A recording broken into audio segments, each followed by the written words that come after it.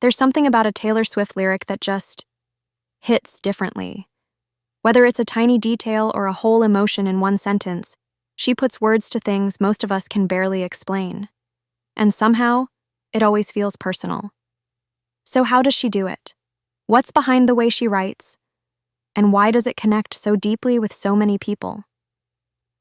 In this video, we're taking a closer look at how Taylor writes her songs, from quiet moments of inspiration to lyrics that turn into entire worlds.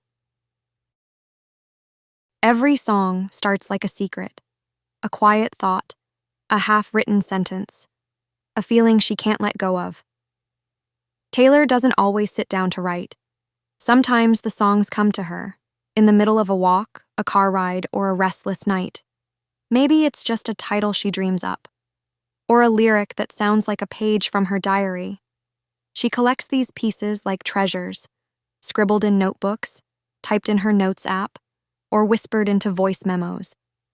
And when something feels right, when the spark turns into a story, that's when the real magic begins. She starts building a world, not just a melody, but a mood. Not just rhymes, but memories. Some songs feel like fairy tales, others like open letters, but each one begins the same way, with a feeling she can't ignore, and a voice inside her saying, "This one matters." Once an idea comes to her, even just a single line or a melody, Taylor makes sure it doesn't disappear. She saves it wherever she can, in her notes app, in a journal, or as a quick voice memo before it slips away. These recordings are raw. There's no structure yet, just her voice, a few chords, and something she doesn't want to lose. In Miss Americana and the Long Pond studio sessions, we've seen her in those first creative moments, softly repeating a lyric, adjusting a chord, following an idea to see where it leads. She doesn't rush it. She gives the idea space to grow. And when it starts to take shape, she begins to build around it, not just lyrics, but atmosphere. Taylor doesn't just write what happened. She writes how it felt. A memory becomes a scene. A moment becomes a mood. She picks the details that pull you in. A scarf, a phone call, a dress left in a drawer. Tiny things that turn a story into a song. Her writing is emotional, but also intentional. Every word has a weight. And even when she's writing about herself, it's never just for her. It's for the listener, too. Like she's handing you a piece of something real and saying, "Here, this meant something to me. Maybe it will mean something to you, too." Once the story is there, Taylor starts thinking about how it should sound. Some songs want to whisper, others want to shout. She lets the emotion guide the production. Soft piano for something vulnerable. Sharp beats for something bold. The sound becomes part of the meaning. All Too Well doesn't just tell you about heartbreak. It sounds like remembering. Cruel Summer doesn't just describe chaos. It crashes and soars, like the feeling itself. And even when she's working with producers, you can tell the vision is hers. Every chord, every echo, every silence between two lines. It's all shaped to support the feeling she's writing from. Because for Taylor, the music isn't separate from the story. It is the story. And at the heart of that story is always someone. Behind almost every Taylor Swift song is a person, a friend, a heartbreak, a moment shared, or one that never happened the way it should have.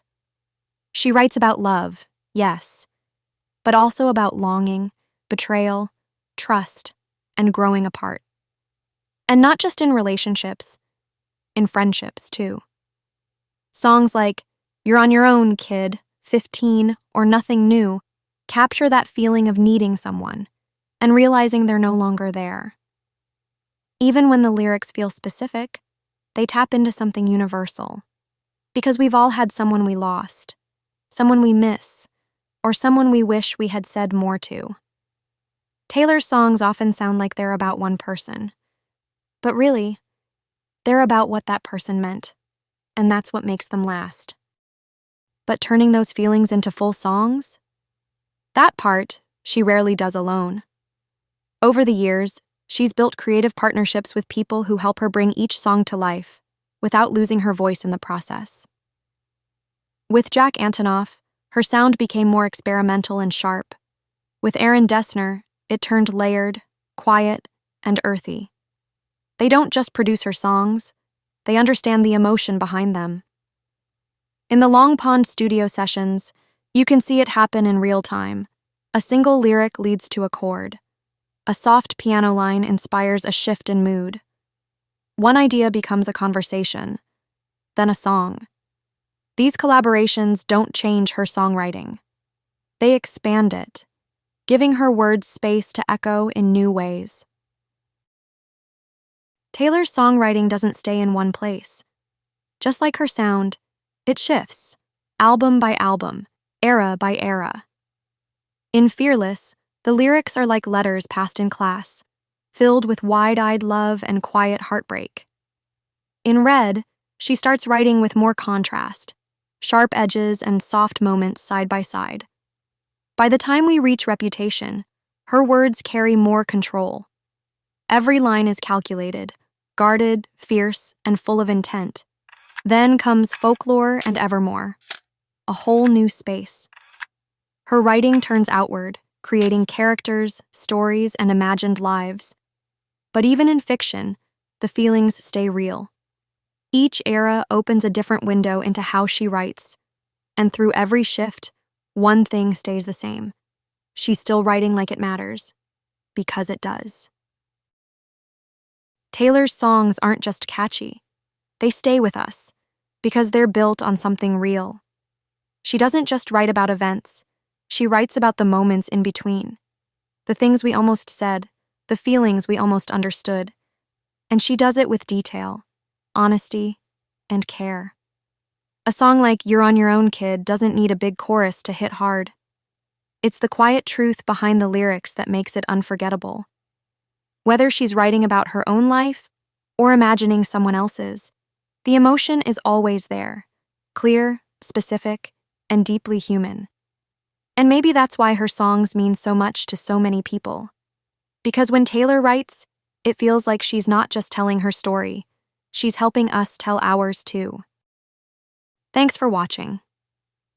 If you enjoyed this video, feel free to subscribe.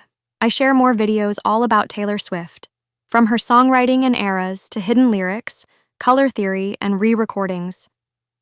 Whether you're here for the deep dives, the Easter eggs, or the aesthetic details, there's always something new to explore, and more is on the way soon.